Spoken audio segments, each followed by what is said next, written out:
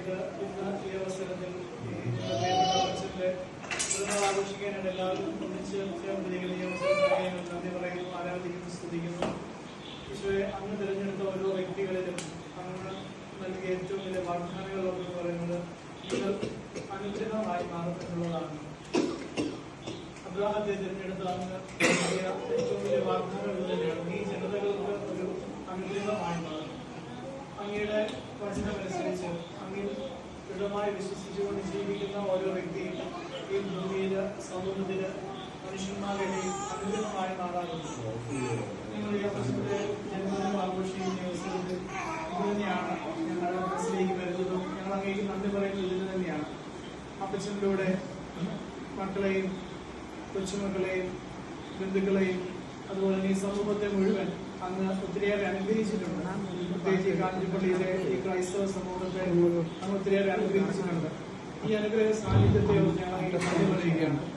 നാളിതുവരെയായിട്ട് അങ്ങ് ഞങ്ങളെ ഒത്തിരിയേറെ സംരക്ഷിച്ചു. പ്രത്യേകിച്ച് ഈ കുടുംബത്തിലെ ചാച്ചനെയും അതുപോലെ തന്നെ മക്കളെയും കൊച്ചുമക്കളെയും എല്ലാവരെയും ഒത്തിരിയേറെ അനുഗ്രഹിക്കുകയും സംരക്ഷിക്കുകയും അങ്ങ് കൂടെ ആയിരിക്കുകയും ചെയ്തിട്ടുണ്ട്.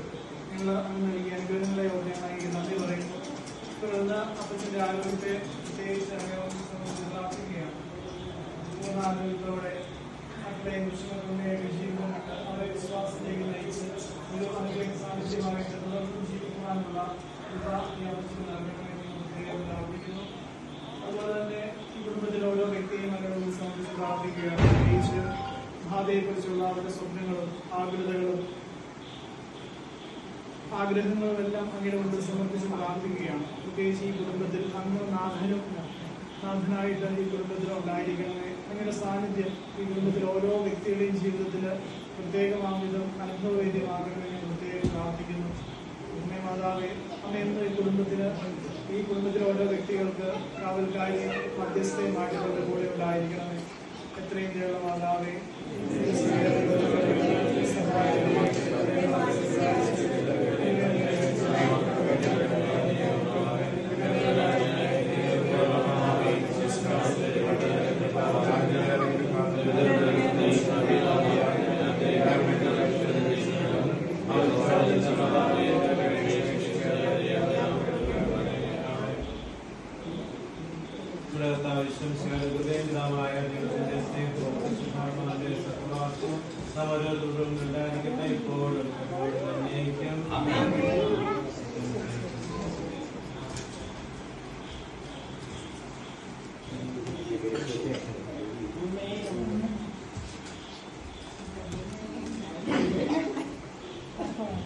സാന്നിധ്യത്തിൽ ഞാൻ ഇതിലേക്ക് പറിക്കാൻ പോകുന്നതാണ്.